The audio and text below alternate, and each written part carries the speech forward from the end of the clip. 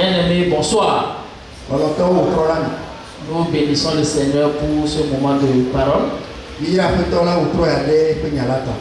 Depuis 3 ou 4 semaines, nous étions en train de parler de la voix de Dieu, la voix de Dieu.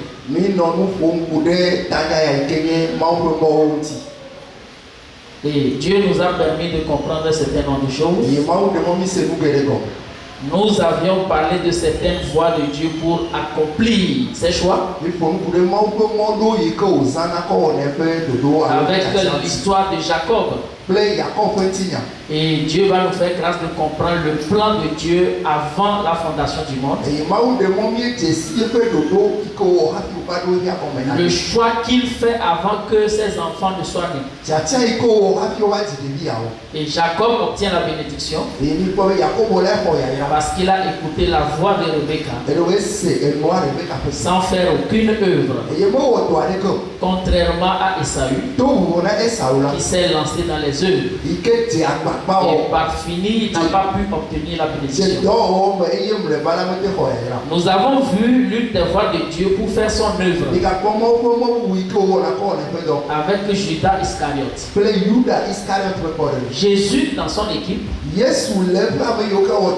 choisit celui-là qui va le trahir. Et on a compris que selon le plan que Dieu a tracé, il devait avoir un livreur, un vendeur dans son équipe. Parce que Jésus, c'est notre anneau qui doit être vendu. Et par là, nous avons compris aussi que Dieu peut nous choisir dans la maison. On serait en train de faire beaucoup de choses, mais peut-être pas fini. Si on n'est pas dans le plan de Dieu en tant que des enfants choisis,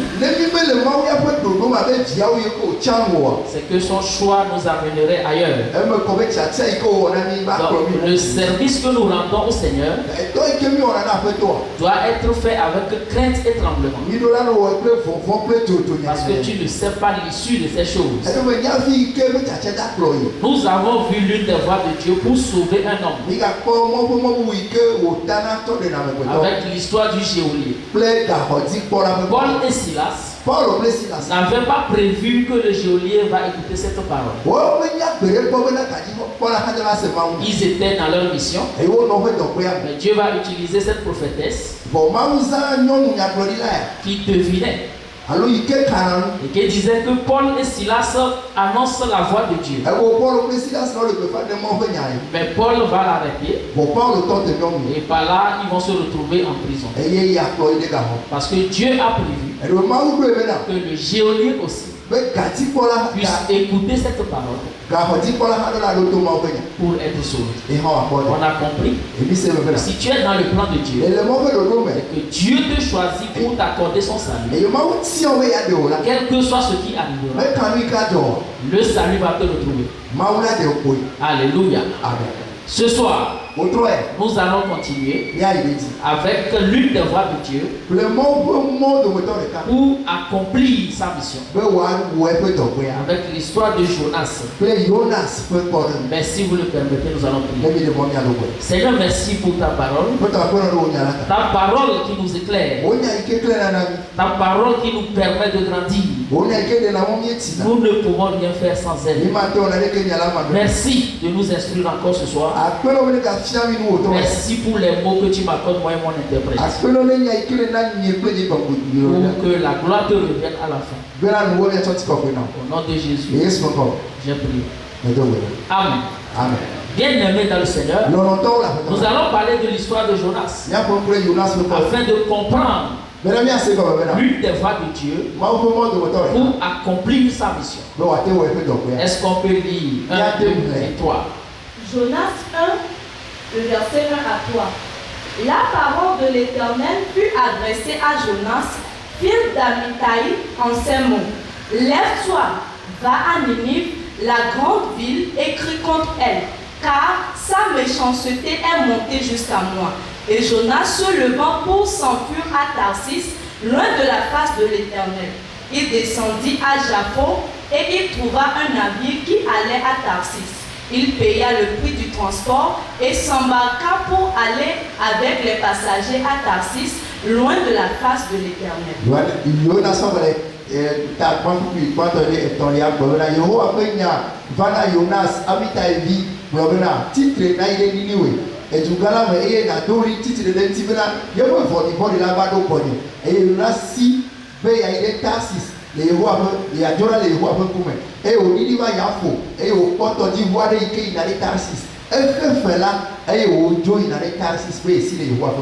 Bien aimé dans le Seigneur, la Bible dit, la parole de l'Éternel fut adressée à Jonas, fils d'Amittai. La première fois que la Bible va parler de Jonas, c'était au temps de Jéroboam II. Parce que Jonas va prophétiser, disant que Jéroboam devait être roi et de pouvoir concrétiser toutes les 10 tribus d'Israël. Le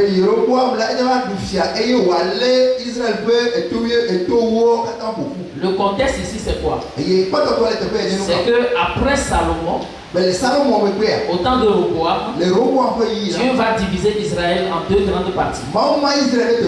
10 tribus au nord qui forment Israël. Il y a la tribu de Judée au sud. La tribu des Lévites qui fait la navette entre les deux.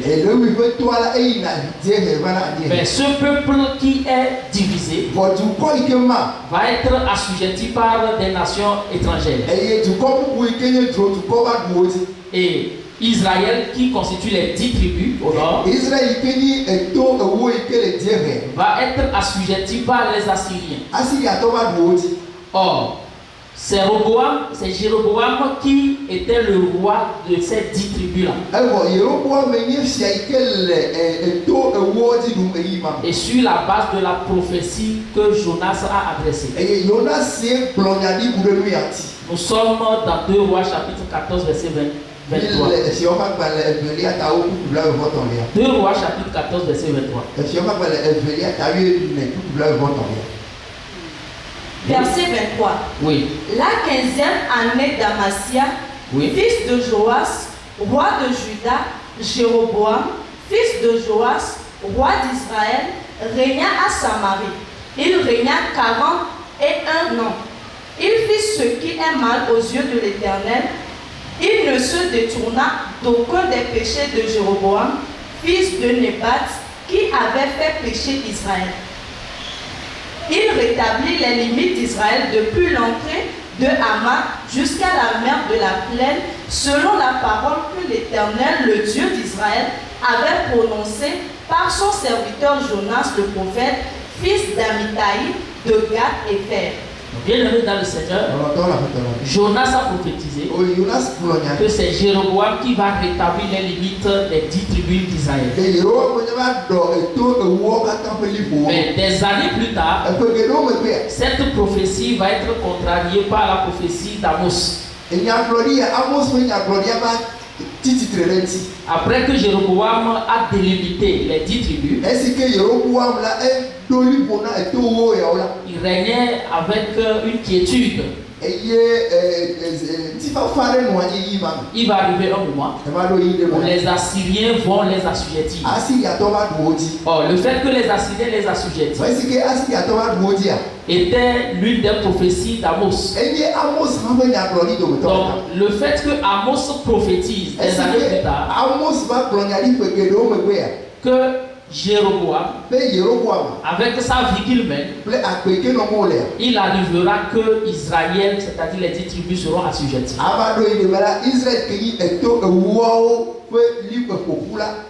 Oh, ça va à l'encontre de la prophétie que Jonas avait dite il y a des années. Donc, dans cet assujettissement, Dieu a le projet de sauver les Ninivites. Oh, les Ninivites, ce sont les Assyriens. Parce que Ninive, c'est la capitale de l'Assyrie. Ce peuple-là qui a assujetti Israël. Et Dieu va appeler Jonas Donc ça veut dire la deuxième fois. Et il lui dit, lève-toi, va à Ninive, la grande ville, et crie contre elle, car sa méchanceté est montée jusqu'à moi. Bien aimé dans le Seigneur, la plupart des temps, quand on écoute l'histoire de Jonas, on se dit qu'on l'a envoyé, mais qu'il a refusé d'aller. Mais si on comprend un peu le contexte, on comprend que Jonas va se baser sur les sentiments. Parce que pour lui, ce n'est pas possible qu'un peuple assiège Israël avec cette méchanceté et que Dieu l'envoie vers cette même personne. Parce qu'il sait que quand Dieu l'envoie, l'objectif, c'est pour que ce peuple-là se répande et que Dieu leur accorde le salut. Dès que Jonas a écouté ça, il dit Dieu, cette affaire-là, moi je ne suis pas dedans. Pourquoi il dit ça? Parce qu'il voit que le roi d'Assyrie n'a pas besoin d'avoir ce salut-là. Et ça arrive. Nous qui sommes les sauvés, quand on va voir l'histoire de Jonas, on va se rendre compte qu'on vit la même chose. Donc, ce n'est pas que Jonas est rebelle, mais on va voir ce qui s'est passé pour que Jonas dise qu'il ne va pas aller. Dieu lui dit, va à Ninive et crie contre elle, car sa méchanceté est montée jusqu'à moi. Et qu'est-ce que Jonas va faire? Dans le verset 3, la Bible dit, Jonas se leva pour s'enfuir à Tarsis, loin de la face de l'Éternel. Donc pour lui, pendant qu'il est en train de fuir, c'est que Dieu va abandonner ce projet. Donc pour lui, il est en train de fuir la face de l'Éternel. On dit il descendit à Jaffo et il trouva un navire qui allait à Tarsis. Il paya le prix du transport et s'embarqua pour aller avec les passagers à Tarsis,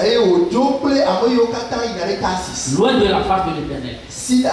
Or, on ne peut pas mépriser la caractéristique que Dieu a envers ses enfants. David a su le dire. Et sûrement, Jonas a lu ses prophéties. Mais face à la mission, il décide de s'enfuir, pensant qu'il fuit la face de l'Éternel. Alors que David dit, dans Psaume 139, verset 7 à 12, il dit, où irai-je loin de ton esprit? Et où fuirai-je loin de ta face? Si je monte aux cieux, tu y es. Si je me couche au séjour des morts, t'y voilà. Si je prends les ailes de l'aurore et que j'aille habiter à l'extrémité de la mer, là aussi ta main me conduira et ta droite me saisira. Si je dis, au moins les ténèbres me couvriront, la nuit devient lumière autour de moi. Même les ténèbres ne sont pas obscures pour toi. La nuit brille comme le jour et les ténèbres comme la lumière. Donc regardez ce que David dit de Dieu. Mais face à ce que David dit ici, Jonas décide de fuir. Alors que la Bible dit que même les ténèbres sont comme la lumière devant lui. C'est comme on a l'habitude de dire. Là où tu penses te cacher, c'est là-bas que certains dorment. Donc toi tu dis que tu te caches, mais tu verras des gens là-bas. Jonas, il prend une décision. Au lieu d'aller à la mission, il prend une décision d'aller où? À Tarsis. Donc ça nous arrive aussi. Dieu nous envoie à Ninive, mais nous on décide d'aller où? à Tarsis. Donc, chacun a son Tarsis ici. Chacun a son Tarsis. Mais quand on prend le chemin de Tarsis, il y a des choses qui arrivent. Nous allons voir ça avec l'histoire de Jonas. Dans le verset 4, la Bible dit quoi? Mais l'Éternel fit souffler sur la mer un vent impétueux. Et il s'éleva sur la mer une grande tempête. Le navire menaçait de faire naufrage. Donc Dieu commence par utiliser ses outils. La mer, le vent, tout ça là, ce sont les outils que Dieu utilise. Jonas veut fuir. Dieu utilise un outil. Le vent. On dit il se leva une grande tempête. Or, le problème ici, ce n'est pas que Jonas est seul dans le navire. Il est avec les mariniers. Dès que la tempête se lève, la Bible dit les mariniers eurent peur. Et la conséquence de leur peur, c'est qu'ils implorèrent chacun leur Dieu. Bien-aimés dans le Seigneur, vous savez, face à certaines situations, l'homme ne veut pas se laisser faire. D'abord, quand il fait face à des situations, tout comme ces mariniers, il pense à une seule chose qui peut le sauver de cette situation. Donc, il cherche à implorer celui sur qui il compte. La Bible dit les mariniers ici, chacun implorait son Dieu. S'ils étaient 50, chacun implorait son Dieu. Mais avant d'implorer, la Bible dit qu'ils eurent peur. Donc ça veut dire quoi? Bien-aimé, tu peux être face à la parole. Tu peux avoir peur. Mais avoir peur est différent d'avoir la crainte. Je ne sais pas comment lever va s'en sortir. Avoir peur, c'est différent d'avoir une crainte.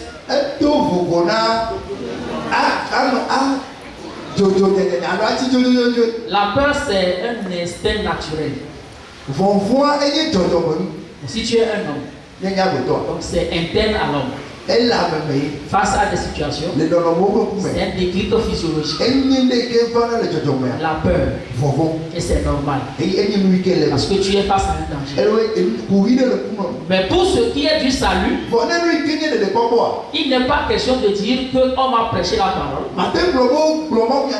et donc j'ai eu peur. Et que la peur là, c'est la repentance.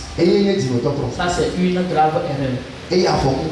Parce que tu risques de confondre la peur physiologique avec la crainte que la parole doit amener dans ton cœur. Si la parole n'amène pas la crainte, c'est que rien n'a commencé. Mais si c'est la peur, ça là c'est une étape qui ne t'apporte pas encore le salut. Ces mariniers, ils vont avoir peur. On va voir plus loin. Ils vont avoir la crainte. Donc, ils ont peur face au danger. Ils implorent leur Dieu. Et c'est évident. Pour ceux qui ont une fois pris un vol, quand l'avion passe dans une zone de turbulence, même les musulmans disent Jesus.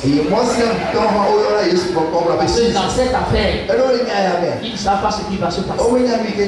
Est-ce que c'est leur mort qui est devant eux ou bien c'est un temps qui va passer? Donc ces mariés, ils ont imploré leur Dieu. Et quelle a été leur tentative pour régler cette affaire? Parce que face à un problème, tu appelles celui sur qui tu comptes. Mais le problème, c'est que l'homme cherche à régler le problème à sa façon. Donc, il y a des tentatives qu'on fait. La tempête est là. On a imploré notre Dieu. Mais qu'est-ce qu'il faut faire? C'est marié. La Bible dit qu'ils font quoi? Ils jetèrent dans la mer les objets qui étaient sur le navire.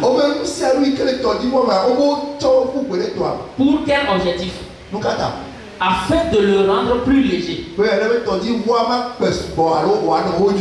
Donc, il y avait la tempête. Il y avait les objets dans le navire. Leur décision, c'est de jeter les objets lourds pour que le navire soit léger. Or, si on prend l'exemple de quelqu'un qui est sur la moto et il y a un vent impétueux, qu'est-ce qui se passe? Et que c'est comme le vent veut t'emporter. Supposons que tu as attaché des choses sur la moto qui donnent plus de poids au moteur. Malgré ça, le vent est fort. Est-ce que ça va t'arriver de vouloir enlever ce que tu as attaché là pour rendre la moto plus légère? Est-ce que ça peut te traverser la tête? Jamais. S'il y a un moyen pour alourdir la moto, c'est ce que tu vas faire. Mais pour le cas des mariniers, qu'est-ce qu'ils font? Ils ne veulent pas que le navire soit lourd. Donc ils jettent les choses pour alléger le navire. Et ça, c'est normal. C'est arrivé avec Paul dans Acte 27. Donc Paul était dans un navire avec plus d'une cinquantaine de personnes. Et le navire veut chavirer.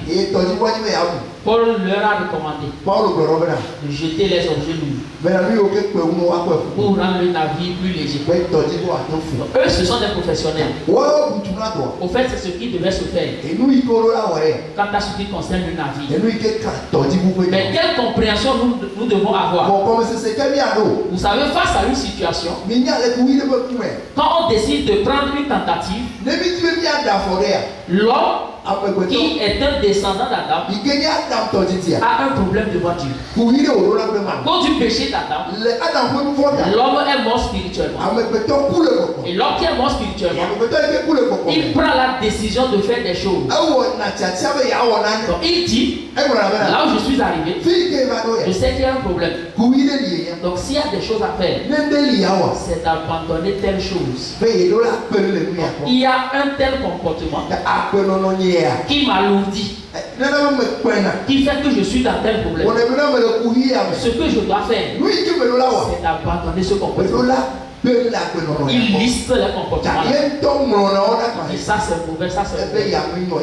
Et il abandonne. Il abandonne. Mais est-ce que son problème est réglé? Non. Donc, il est en train de changer de comportement sans que rien ne se passe dans son cœur. Donc pour lui, il est léger. Mais le problème demeure. Parce que le problème est plus profond que le fait d'abandonner les comportements. Ce n'est pas une affaire extérieure. Ce n'est pas une affaire d'un péché. Non, d'un péché qui sont les fruits. Ce n'est pas une affaire de les abandonner. Mais c'est une affaire de comprendre comment est-ce que Dieu règle le problème du péché. Dès que quelqu'un comprend ça, il est léger aux yeux de Dieu. Et lui-même, il sait qu'il est vraiment léger sans rien faire. Ça, c'est ce que Dieu a planifié. Mais l'homme dit, Moi, je ne vais pas faire ça. Il faut que je reçoive Jésus. Pour abandonner cette vie-là. Il faut que je donne ma vie à Jésus. Pour régler le problème du péché. Comme ça, c'est une fausse tentative. Parce que malgré que les mariés ont fait ça, est-ce que ça a marché? Ça n'a pas marché. La Bible dit quoi? Il dit, afin de le rendre plus léger. Mais le constat qu'on va faire, pendant qu'ils étaient dans le tumulte, pendant qu'ils étaient dérangés, il y avait quelqu'un dans le navire qui s'appelle qui? Jonas. Quelle était son attitude? La Bible dit, Jonas descendit au fond du navire, se coucha et s'endormit profondément. Quelle attitude? C'est dangereux cette attitude. Aux yeux des hommes, on est tous dans un problème. Et on est en train de chercher des solutions. Toi, tu dors. Tu ne dors pas seulement. Mais tu ne dors pas seulement. Mais il dort comment? Alléluia. Bien-aimé dans le Seigneur. Ça, c'est une attitude à avoir. Parce que dans ce monde, il y a deux catégories de personnes. Face à des situations difficiles, face à des vents impétueux, face à des calamités, il y a une catégorie de personnes, ils sont tourmentés. Ils sont troublés. Mais il y a une autre catégorie de personnes, ils sont calmes. Comme si de rien n'était. Je ne sais pas de quelle catégorie. Alléluia. Jonas, lui, il dort. Nous sommes dans ce monde où Dieu nous a avertis que les temps seront comment? Difficile. Et vraiment les temps sont difficiles. Les temps plus difficiles arriveront. Mais face à cela, l'attitude de quelqu'un qui a compris l'évangile, qui connaît son Dieu, il ne doit pas être troublé. Jésus, pendant qu'il annonçait les signes qui précursent sa venue, il dit, vous entendez parler de guerre et de bruit de guerre. Mais vous, gardez le silence. Il dit, ne soyez pas troublés. Pourquoi? Parce qu'il faut que ces choses arrivent. Mais ce ne serait pas encore la foi. Donc quelqu'un qui sait que ces choses doivent arriver, quand ces choses arrivent, il n'a aucun problème. Alléluia. Bien-aimé dans le Seigneur, Dieu a utilisé son outil. Son outil pour secouer un peu la mer. Il y a un souci, mais les mariniers, ils sont troublés. Jonas, il est dans sa tranquillité. Bien-aimé dans le Seigneur, plus loin, les mariniers vont poursuivre leur tentative. Parce qu'ils n'arrivent pas à comprendre l'attitude de Jonas. Alors que si le navire chavire, c'est que c'est tous les passagers qui vont périr. S'il y a un travail à faire, lui aussi doit faire ce travail. Mais le problème, c'est qu'ils ne savent pas qui est Jonas. Ils vont se rendre vers Jonas. La Bible dit se rendirent l'un à l'autre. Venez et tirons au sort pour savoir qui nous attire ce malheur. Vous voyez, la situation arrive. Ils ont fait leur tentative. La Bible dit qu'ils ont imploré chacun leur Dieu. Comme leur Dieu ne répond pas, ils ont fait quoi? Ils se sont basés sur leur capacité, sur la base de leur expérience. Ils ont jeté les objets lourds. Malgré ça, il y a toujours un problème. Mais qu'est-ce qu'ils vont chercher à faire maintenant? Il dit, on va tirer au sort pour savoir qui nous attire ce malheur. Bien aimé dans le Seigneur, dans ce monde, des choses arrivent. Mais quand les choses arrivent, il y a toujours deux catégories de personnes. Il y a avec moi deux catégories. Quand les choses arrivent, il y a une catégorie de personnes. Il tourne à gauche. Il tourne à droite. Il dit cette affaire-là, elle n'est pas simple. Il faut qu'on cherche l'origine de cette affaire. C'est ça même. Donc il faut qu'on cherche l'origine de cette affaire. Parce que cette affaire n'est pas simple.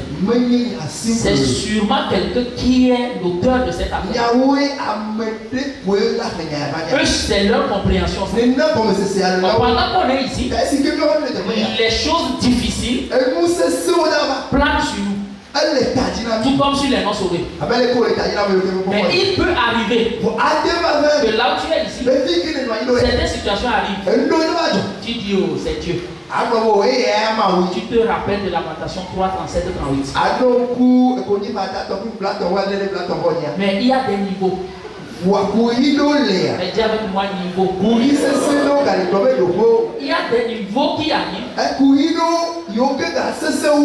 Ou là-bas. Tu dis que non. Cette affaire-là.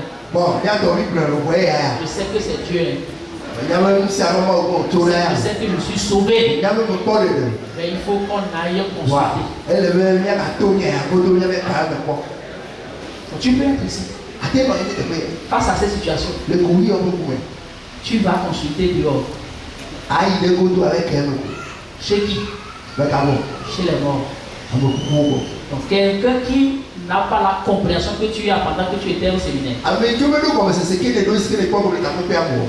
Donc tu vas dehors pour le consulter. Quand je dis dehors, ce n'est pas que tu demandes conseil autour de toi, non. Tu vas à des hauts lieux. Parce que pourquoi? Il y a une solution à cette affaire que peut-être que tu ne connais pas. Il faut que tu ailles là-bas pour consulter. Là, c'est que tu as atteint un niveau. Tu n'es pas la première personne. C'est arrivé à Saül. À un moment donné, Saül est dépassé. Saül. Non, c'est Saül. Le roi. Donc il prend la décision d'aller consulter. Ici je suis dans 1 Samuel 28 verset 5, verset 15. Il est allé voir la nécromancienne pour voir cette affaire qui m'arrive. On va régler ça comment? Je veux que tu consultes. Consulter qui? Consulter qui? Les morts. Parce qu'il veut invoquer qui? Samuel. Pour que Samuel vienne répondre à sa question. Mais quelle a été la réponse de Samuel? La Bible dit, Samuel dit à Saül, pourquoi m'as-tu troublé en me faisant monter? Saül répondit, je suis dans une grande détresse. Ça c'est le niveau auquel il est arrivé. Il dit, les Philistins me font la guerre. Et Dieu s'est retiré de moi. Il ne m'a pas répondu, ni par les prophètes, ni par les songes. Et je t'ai appelé pour que tu me fasses connaître ce que je dois faire. Donc quand tu sors, c'est pour aller demander ce que tu dois faire dans cette affaire dans laquelle tu es. Mais quand il a dit ça à Samuel, qu'est-ce que Samuel dit? Verset 16. Il dit, pourquoi donc me consultes-tu? Moi je suis déjà mort. Tu viens consulter le mort. Pourquoi tu me consultes? Et Samuel donne une conséquence. Il dit, puisque l'Éternel s'est retiré de toi et qu'il est devenu ton ennemi, Bien aimé dans le Seigneur. Donc l'Éternel s'est retiré de Saül. Il est devenu quoi? Son ennemi. Donc s'il y a une situation qui arrive et que tu n'es pas convaincu que c'est Dieu et que tu fermes la page de cette affaire, mais que tu vas ailleurs pour aller consulter les morts. Les morts là-bas, c'est qui? Ceux-là qui ne sont pas encore vivants aux yeux de Dieu. Ils ne sont pas sauvés. Ils sont des imminents. À la manière des hommes. Toi tu vas chez eux, vous dites bien que tu es sauvé. Eux ils ont la solution. Si tu vas là-bas, la Bible dit c'est que Dieu s'est retiré de toi. Et là, tu es l'ennemi de Dieu. Par conséquent, tu n'es pas sauvé. Mais celui-là qui sait que c'est Dieu qui est à l'origine de tout, quand ça arrive, même s'il est fautif, il sait que c'est Dieu. Il dort tranquillement comme Jonas. Toi tu es le père catégorie. Donc dès qu'ils ont interrogé Jonas, puisque le sort est tombé sur lui, ils ont interrogé Jonas. Quelles sont tes affaires? Dis-nous, qui es-tu? D'où viens-tu? Donc Jonas va répondre.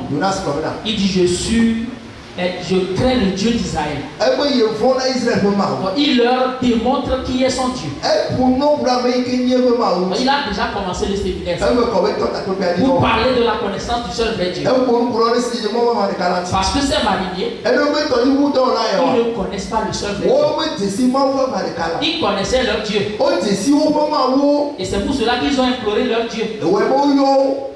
Mais ce n'était pas le seul vrai Dieu. Donc, le seul vrai Dieu doit être révélé dans la parole. Et Jonas se met à parler. Il dit, je suis d'Israël. Il leur raconte sa mésaventure. Dieu m'a envoyé. Mais au lieu d'aller à la mission, j'ai pris la voie de Tarsis. Donc voilà que je vous entraîne dans une situation. Parce que c'est lui. S'il n'était pas dans le navire, les mariniers devaient passer tranquillement. Mais le sauver, qui se retrouve dans l'affaire, dans le navire, parmi les non sauvés, fuyant une mission. Dieu t'a donné une mission. Mais tu dis que tu fuis. C'est toi que Dieu va poursuivre. Les mariniers, ce qui leur arrive, c'est des dégâts collatéraux, mais qui vont être transformés en avantages collatéraux. Parce que Dieu a un plan. Mais Jonas, il ne connaît pas le plan. Lui, il fuit. Même dans sa fuite, Dieu a un autre plan. Donc c'est un autre plan. C'est un plan de... Alléluia. Donc dès qu'ils ont écouté ça, ils disent... Mais Jonas dit, prenez-moi et jetez-moi dans la mer. Et la mer se calmera. Car je sais que c'est moi qui attire sur vous cette chose qui arrive dans ce monde. Et que les gens de ce monde sont appelés à faire des choses. Nous sommes sauvés. Nous ne sommes pas de ce monde. Mais nous vivons dans le monde. Mais de temps en temps, on oublie notre mission. On pense que nous avons une chose à gagner sur la vie. Donc on fait les choses comme les gens de ce monde. Dieu dit, c'est qu'on est en train d'attirer le malheur sur les gens. Les gens se sont lancés dans des financements dans ce pays. Les gens du monde faisaient le business. Je veux parler de casse-explique. Ok. Mais dis-moi, vous voulez casse-explique. Ils mettaient leur argent. Et il y a un temps dans le business. Ça marchait. Un mois, un mois, 2 mois. La nouvelle sur les ponts dans la ville. Les sauvés aussi, écoute. Quelle grâce. C'est une opportunité que Dieu nous a donnée. Avec cette affaire-là, tu investis ceci. Tu gagnes 50%. Tu gagnes 100%. C'est qu'on va prêcher dans ce pays. Ça, c'est ce qu'il y a dans le cœur du Seigneur. Il va mettre son argent. Il sauver même leur argent. Il dit, en bon. Vous voulez faire marcher avec moi. Moi, je connais vos cœurs. Et ce qu'il y a dans votre cœur, je sais. Si vous avez 5 millions là, peut-être que ce n'est pas encore le moment. Ça viendra. Mais autant de casse-explique là, c'est que je vais souffler sur mon argent. Il a soufflé dans nos poches. On est sauvé, on investit. Je regarde dans la cagnotte. Dans la cagnotte. Il va les sauver. Il va les sauver. Il dit, je dois agir. Il agit. Et nous voilà aujourd'hui. Donc c'est une leçon que Dieu nous donne.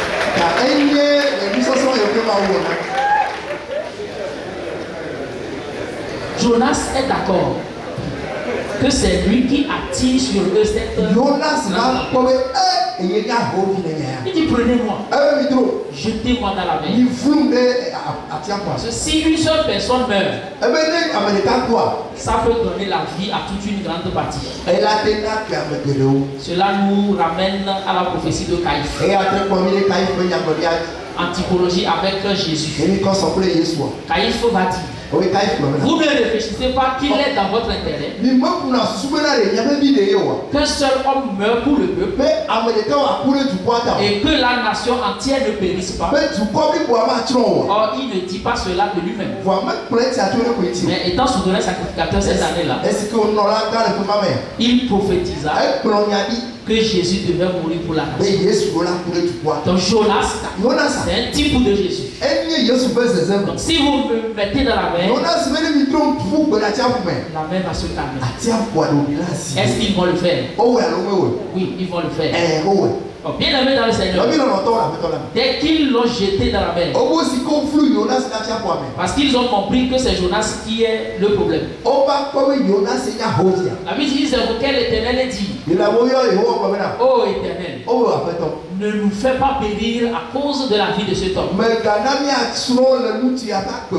Donc leur discours change. Donc, ce n'est pas qu'ils invoquent leur Dieu. Maintenant ils parlent à qui? À l'Éternel. Qui leur a parlé de l'Éternel? C'est Jonas. Alléluia. Il dit, et ne nous charge pas du sang innocent. Car toi, Éternel, tu fais ce que tu veux. C'est-à-dire que cette phrase-là, c'est pas tout le monde qui dit cette phrase. La Bible dit, notre Dieu, dis avec moi, notre Dieu est au ciel. Il fait tout ce qu'il veut. David avait déjà prophétisé ça. Mais après que Jonas a prêché, ce qui est monté dans leur cœur, c'est une phrase que Dieu avait déjà dit. Dieu, il fait tout ce qu'il veut. Alléluia. Amen. La Bible dit, puis il prit Jonas et le jetait dans la mer. Et la fureur de la mer s'apaisa. Ces hommes furent saisis d'une grande crainte. Est-ce que vous voyez? Ces hommes furent saisis d'une grande crainte de l'éternel. Ce n'est plus la peur. C'est quoi? La crainte, une grande crainte. Est-ce que pendant qu'on te prêchait la parole, est-ce que tu es arrivé à cette grande crainte de l'Éternel. Ou bien tu t'es figé seulement sur la vidéo. Et si Dieu fait comme ça à ses enfants. Pendant qu'on prêchait Israël. J'ai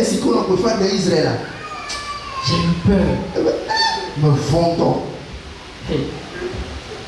Et que tu n'es pas encore arrivé.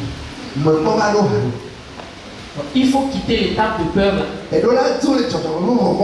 pour aller où? À l'étape de la grande crainte. C'est ça la repentance. On sent ça. Il n'y a pas de salut. Grande crainte de l'Éternel. Et ils offrirent un sacrifice à l'Éternel. Et fit des vœux. Oh, ce qui se passe avec ces mariés, c'est une parole qui doit s'accomplir. Toujours David a déjà prophétisé. Il dit quoi? Psaume 107, verset 22. Qu'ils offrent des sacrifices d'action de grâce. Et qu'il publie ses œuvres avec des cris de joie. Pour offrir des sacrifices d'action de grâce. Pour publier les œuvres de l'Éternel avec des cris de joie. C'est que Dieu doit te faire passer par des choses. Quelles sont ces choses-là? La Bible dit ceux qui étaient descendus sur la mer dans des navires et qui travaillent sur les grandes eaux. Ceux-là virent les œuvres de l'Éternel et ses merveilles au milieu de la Bible. Il dit, et il fit souffler la tempête qui souleva les flots de la mer. Il montait vers les cieux, il descendait dans la ville. Leur âme était éperdue en face du danger. Qu'est-ce qui s'est passé dans leur vie? La Bible dit qu'ils étaient saisis de vertige. Il chancelaient comme un homme ivre. Est-ce que ça te rappelle quelque chose? Jérémie dit, je suis comme un homme ivre. Comme un homme pris de vin. À cause de quoi? De l'Éternel et de ses paroles. Donc Jérémie a écouté la parole. Il a rencontré Dieu dans sa parole. Bien qu'il prophétisait avant, il va faire l'expérience de la repentance. Il dit, il est ivre au-dedans de lui. Tous ses os tremblent. C'est la même chose qui est arrivée à ses mariés. Et c'est ce qui doit arriver avant de dire que tu es sauvé. Un homme ivre et toute leur habileté était anéantie. Dans la maîtrise des outils ou des affaires marines, ils ont oublié ces affaires.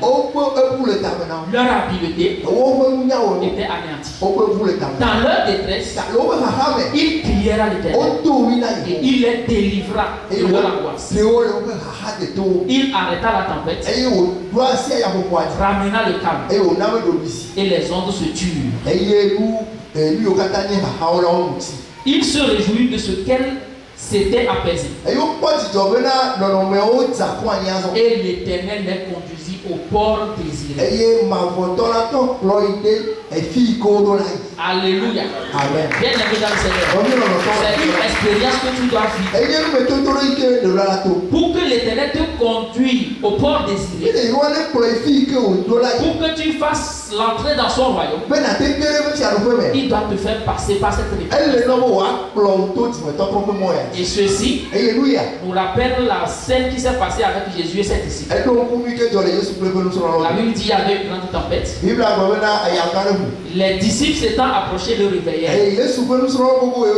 Ils le réveillaient pourquoi? Parce que Jésus aussi dormait. Tout comme Jonas. Donc comme si de rien n'était.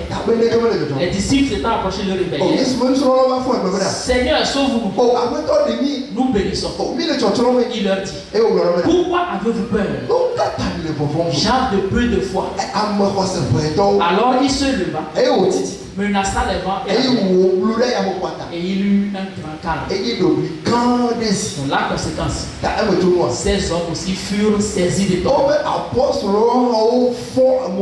Quel est celui-ci, disait-il, à qui obéissent même les vents et la mer? C'est la même attitude qui est arrivée aux mariniers.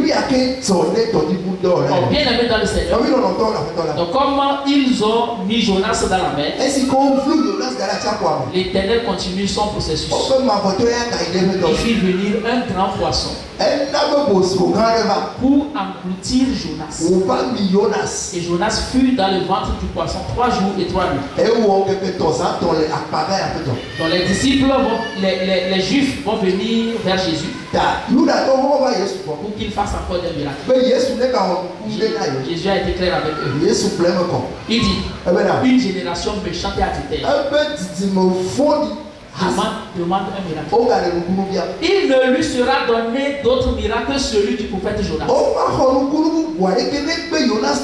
Donc il y a une compréhension qu'on doit avoir du miracle de Jonas. Pour dire que nous sommes sauvés, il faut qu'on ait cette compréhension de comment est-ce que le poisson a pris Jonas et que Jonas a fait 3 jours dans le sein du poisson avant d'être vomi à la rive. La Bible dit, car de même que Jonas fut 3 jours et 3 nuits dans le ventre du poisson, de même le Fils de l'homme sera 3 jours et 3 nuits dans le sein de la terre. Bien aimé dans le Seigneur, c'est ce miracle qu'il faut aujourd'hui pour que les gens entrent dans le ciel de Dieu. Pour que les gens entrent dans le ciel de Dieu. Un seul miracle. Le miracle de quoi? Du prophète Jonas. 3 jours dans le sein du poisson. Qui signifie Jésus aussi devait mourir, enseveli. 3 jours après, il va être ressuscité. Mais qu'est-ce qui s'est passé dans le sein du poisson? Quelle a été l'attitude de Jonas dans le sein du poisson? Quand on prend tout le chapitre 2, c'est une litanie de prières que Jonas a faite. La Bible dit Jonas dans le ventre du poisson pria l'Éternel son Dieu. Il dit dans ma détresse, j'ai invoqué l'Éternel et il m'a exaucé. Il dit, tu m'as jeté dans l'abîme, dans le cœur de la mer. Et les courants d'eau m'ont environné. Toutes tes vagues et tous tes flots ont passé sur moi. Donc, tout le chapitre, jusqu'au verset 8, verset 10. Il dit, quand mon âme était abattue dedans de moi, je me suis souvenu de l'Éternel. Donc l'objectif de Dieu, c'est de nous amener à nous souvenir de lui. Donc, quand il arrive des situations, où des moments arrivent, on détourne notre regard de la mission. Dieu doit tout faire pour nous ramener à nous souvenir de lui. Jonas dans le sein du poisson, il a fait toute une litanie de prières. C'est que dans cette situation, Dieu va te rappeler ce que tu as compris au séminaire. Tu serais en train même de raconter ça. C'est ce à quoi Dieu nous appelle. Pas fini. Il dit, pour moi je t'offrirai des sacrifices. J'accomplirai les vœux que j'ai faits. Le salut vient de l'Éternel. Alléluia. La suite, dans le verset 10, la Bible dit, L'Éternel parla au poisson. Et le poisson vomit Jonas sur la terre. Ça, c'est après 3 jours. Oh, bien aimé dans le Seigneur, les chroniqueurs de la Bible, ils disent que les Ninivites, ils adorent un Dieu. Ils adorent des dieux. Donc l'un des dieux était ce grand poisson. Donc Dieu, il amène ce grand poisson. Il met Jonas dedans. Et il le vomit le 3e jour. Dès que Jonas est vomi à la mer, quand les Ninivites vont voir cette scène, ça c'est notre Dieu. Donc, tout ce que Jonas va dire, qui le veut.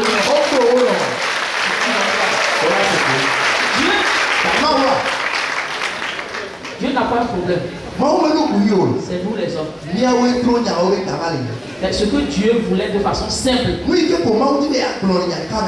Jonas va à Ninive, la grande ville, et crie contre elle. Car sa méchanceté est parvenue.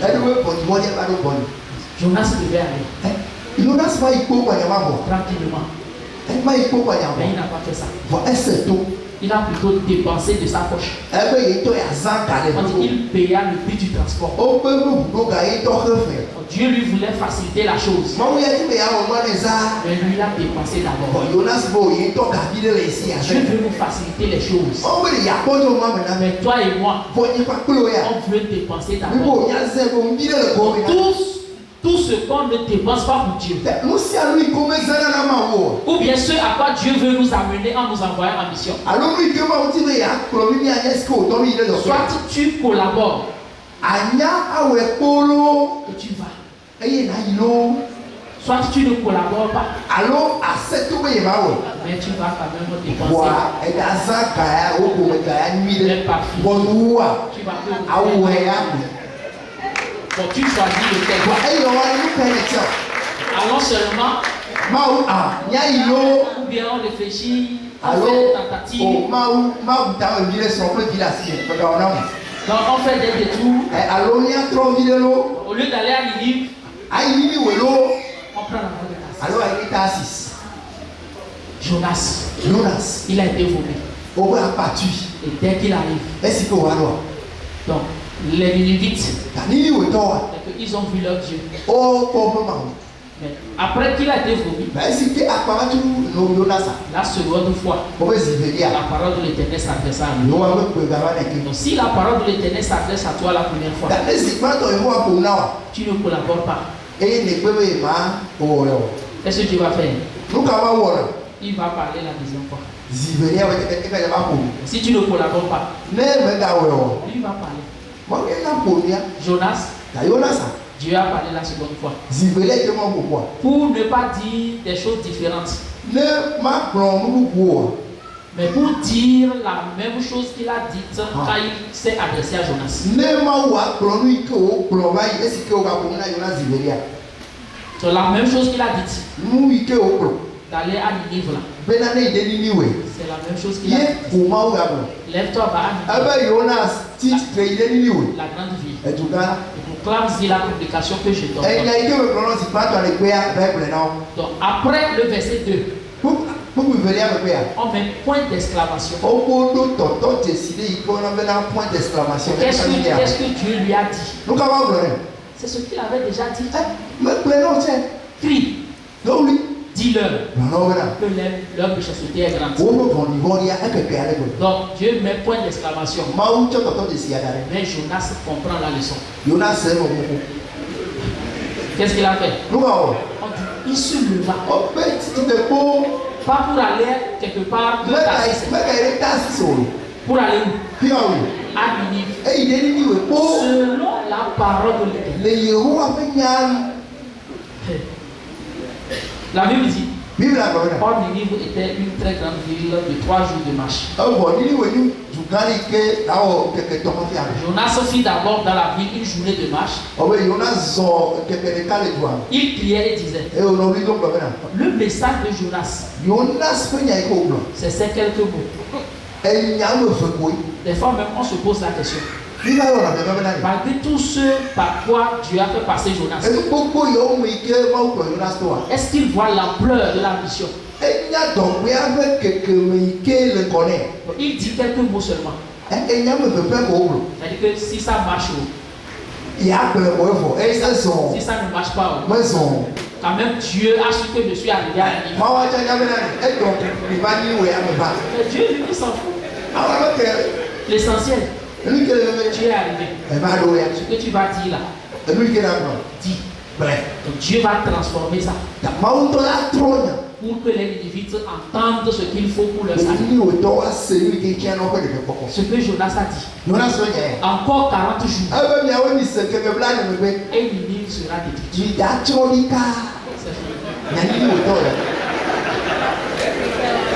Donc lui, c'est qu'ils vont être détruits.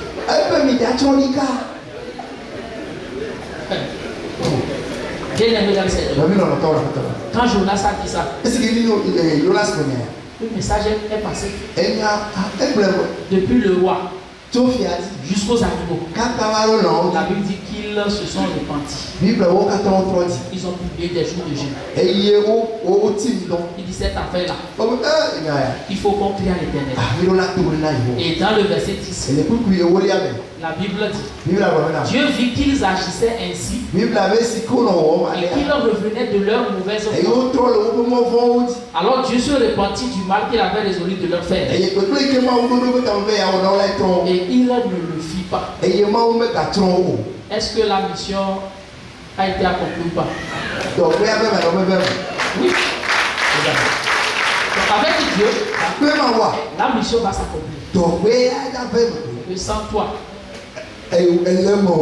avec toi, la mission va s'accomplir. Mais comme Dieu lui veut que ça soit toi, parce que tu es sauvé, tu as ta part dans cette affaire. Donc, comme ça doit être toi, tu peux fuir n'importe comment. C'est toi qui vas le faire. Alléluia. Quand ça s'est arrivé, Jonas fut irrité. C'est pour cela que je disais que la façon dont il a annoncé la parole, pour lui, c'est que ce qui va arriver n'a qu'à arriver. Mais ce qui est arrivé, c'est que plus de 120 000 hommes, sans compter les femmes et les enfants, se sont repentis. Mais la Bible dit, cela déplut fort à Jonas. Et il fut irrité. Il implora l'Éternel. Et il dit, ah Éternel, n'est-ce pas ce que je disais quand j'étais encore dans mon pays? C'est ce que je voulais prévenir en fuyant à Tarsis. Je savais que si tu veux sauver, tu le feras. Donc, je ne voudrais pas un problème quelconque. J'ai prévenu cela en fuyant à Tarsis. Car je savais que tu es un Dieu compatissant et miséricordieux,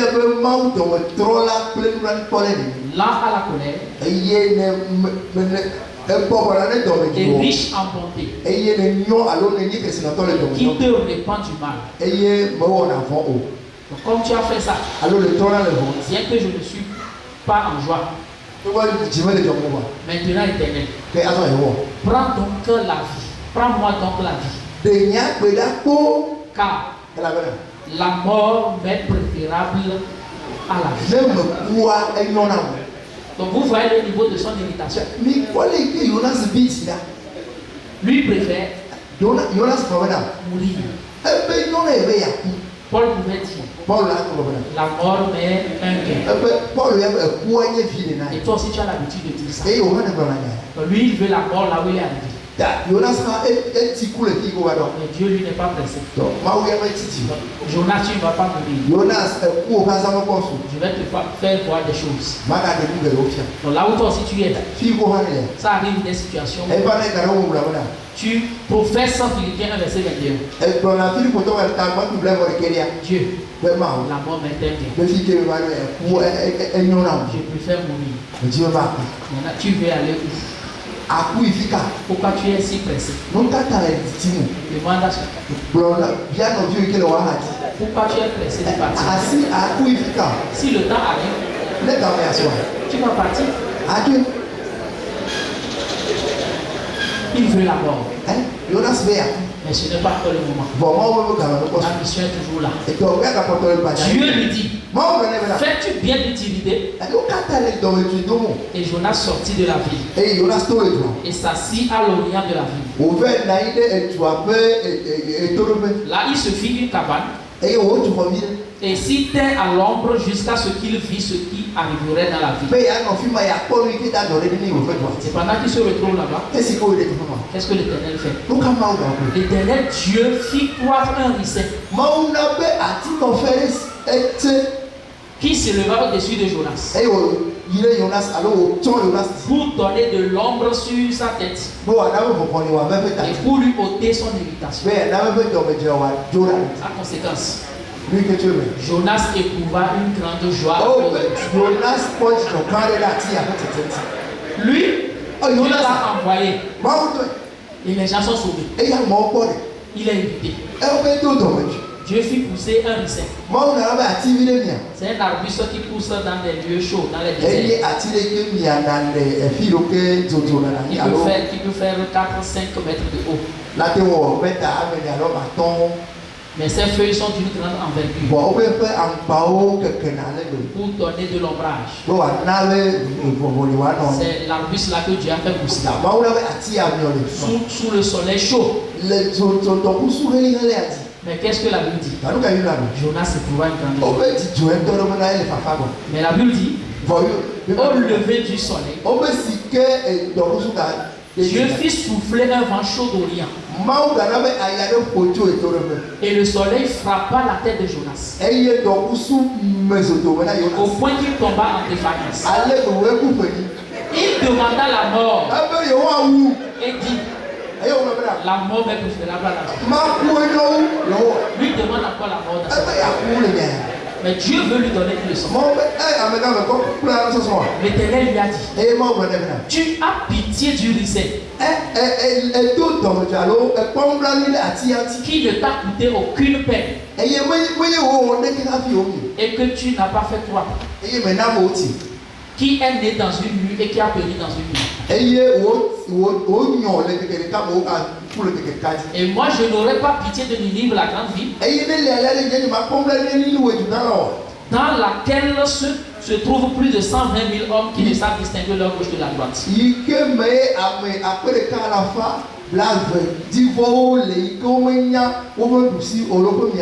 Et des animaux en grand nombre. Donc Dieu a fait souffler un vent chaud. Non seulement ça, en prélude à ça, il fit venir un ver qui piqua le ricin. Et le ricin s'est asséché. Et Dieu n'a pas laissé que le soleil suive son cours. Il n'y a plus l'ombrage. Mais Dieu incite encore le vent. Et il y a un soleil chaud qui frappe la tête de Jonas. Pour lui faire comprendre le ricin que j'ai fait pousser là, je l'ai asséché. La joie que tu éprouvais, la joie là va cesser. Parce que moi aussi, j'avais de la peine. Quand les Ninévites étaient dans leur méchanceté, j'étais envoyé. Tu as fui la mission. Mais pas fini, tu es arrivé. Maintenant qu'ils sont sauvés, ça doit être une joie dans ton cœur. Mais tu t'es évité. Le essai que j'ai poussé, qui te donne la joie. C'est des choses que Dieu peut pousser dans notre vie en tant que sauveur. Qui te donne la joie. Même dans ce désert. Les choses rentrent bien. Les affaires marchent. Et naturellement tu es content. Mais si la mission que Dieu t'a confiée, tu détournes ton regard, qu'est-ce que Dieu fait? Il a ses outils qu'il utilise. Si ce n'est pas le vent, c'est les vers. Une situation peut arriver. Il dit je donne la prospérité. Je crée l'adversité. C'est lui qui fait ces deux choses. C'est l'Éternel qui fait ces choses. Donc quand les situations vont arriver, où ces ricins-là, ces choses qui marchaient, je souffle là-dessus. Il faut comprendre que Dieu est en train de détourner ton regard sur une chose. Ce qui est sûr, nous tous, dans notre vie, dans la marche après le salut, il y aura ce ricin-là. Non, il y aura ce ricin. Les choses vont marcher pour un temps. Mais il y aura aussi les vers, notre objectif, c'est de savoir la mission que Dieu nous a confiée. Est-ce que chaque jour que Dieu fait, est-ce que nous avons notre regard sur cette mission? Même dans nos allers-retours, et que ton cœur doit être toujours appesanti sur la mission. S'il y a un moment où dans ton cœur, tu détournes un peu le regard, Dieu n'est pas loin d'envoyer le message. Dieu, il a ses voix. Et ces voix sont incompréhensibles. Comme Romains 11, verset 33. La Bible dit ces voix sont incompréhensibles. Il nous fait marcher. Dès qu'il nous permet de passer par la situation, c'est qu'il veut qu'on tire instruction. Mais pendant qu'on est en train de passer par la situation, on ne sait pas le plan que Dieu a derrière. En réalité, Dieu a prévu sauver les Ninévites. Mais Jonas a pris une autre voie. Même dans cette voie, Dieu veut sauver aussi les mariniers. Alléluia. Donc le salut des mariniers là-bas, c'est un avantage collatéral à la vision de Jonas. Si quand Dieu a dit la première fois à Jonas, va à Ninive, et il a pris la voie de Ninive, parce que Ninive est au nord-est d'Israël.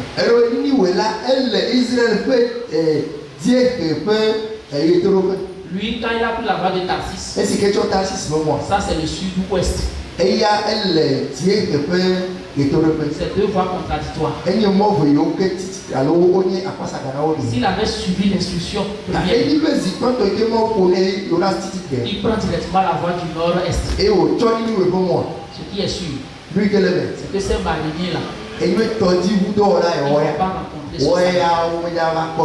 Donc Dieu, dans tout ce qu'il nous fait passer, il a toujours un plan. C'est quand il finit qu'il te fait voir ce qu'il a déjà fait parvenir. Pour conclure mon message, il y a des choses qu'on ne comprend pas maintenant. Jésus même l'a dit à Pierre dans Jean 13, verset 7. Est-ce qu'on peut lire ensemble 1, 2 et 3? Jésus répondit, Ce que je fais, tu ne le comprends pas maintenant, mais tu le comprendras bientôt.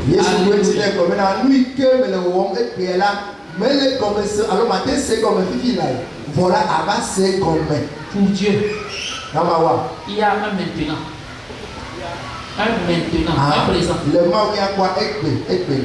C'est dans ça qu'il nous fait passer. Mais il y a un bientôt. Voilà. Donc ce que tu ne comprends pas dans le maintenant, ne t'inquiète pas. Il y a un bientôt. Ça peut être après ta mort. Avant ta mort, pardon. Le bientôt. Le bientôt. Ça peut être avant que tu ne meurs. Mais il y a des choses que tu ne comprends pas. Mais tu vas les comprendre. Quand Dieu va te faire passer par ces choses. Le bientôt. Ça peut être après. Il y a des choses que tu ne vas pas comprendre. Mais quand il paraîtra, on sera à table avec lui. Ce que tu n'as pas compris ici, tu auras lui poser la question. Et tu auras toute la révélation. Alléluia. Merci de Seigneur, merci pour ta parole. Merci pour les voix de Dieu qui sont incompréhensibles. Merci de nous avoir fait comprendre l'une de tes voix pour faire ton choix. L'une de tes voix pour faire ton œuvre. L'une de tes voix pour sauver le geôlier. Et ce pourquoi tu nous as encore gardés sur la terre, c'est la mission. Tu nous as sortis du milieu de notre peuple, vers qui tu nous renvoies, afin qu'on leur ouvre les yeux, afin qu'ils passent des ténèbres à la lumière. C'est pour cet objectif que nous sommes là. Et accorde-nous de comprendre la mission pour laquelle tu nous appelles. Et d'avoir toujours nos regards sur cette mission. Parce que toi, tu as tes voies pour accomplir ta mission. Que ça soit avec nous ou sans nous. Mais nous te supplions que ça soit avec nous. Pour que la gloire te revienne. Merci pour la compréhension que tu nous as donnée. Merci pour la parole. Au nom de Jésus, j'ai prié. Amen. Amen.